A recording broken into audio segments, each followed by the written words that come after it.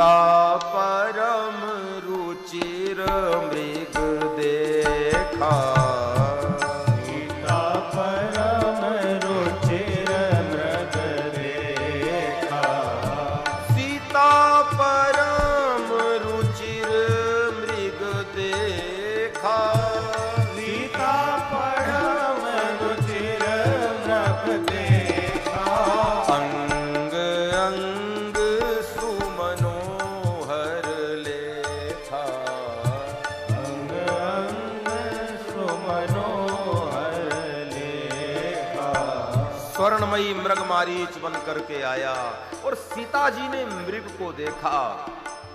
सुनहु देव रघुबीर कृपाला, सुनहु देव रघुबीर कृपाला, एहि मृग कर अति सुंदर छाला, सुंदर चाला। तुलसी जी कहते हैं कुटिया के सामने स्वर्णमयी मृग बन करके मारीच आया और जैसे सीता जी ने स्वर्णमयी मृग को देखा तो राम जी को कहा, सुनहु देव रघुबीर कृपाला, यही मृग कर अति सुंदर छाला।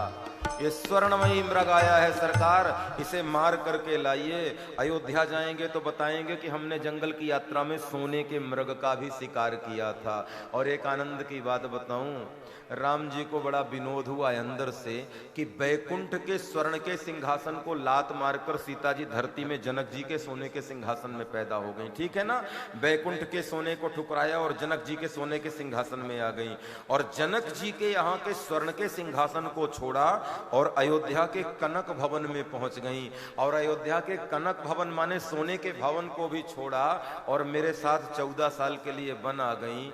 राम जी ने सोचा 3-3 जगह के सोने को ठुकराया और एक सोने के मृग में 3-4 किलो सोना निकलेगा।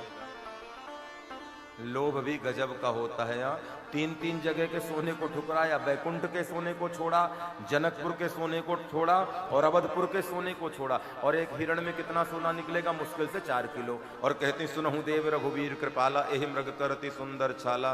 राम जी ने मन ही मन सोचा 3-3 जगह के सोने को ठुकरा के सोने के मृग का लोभ है तो एक काम करो ना, हम तुम्हें सोने की लंकई में भेज देते हैं।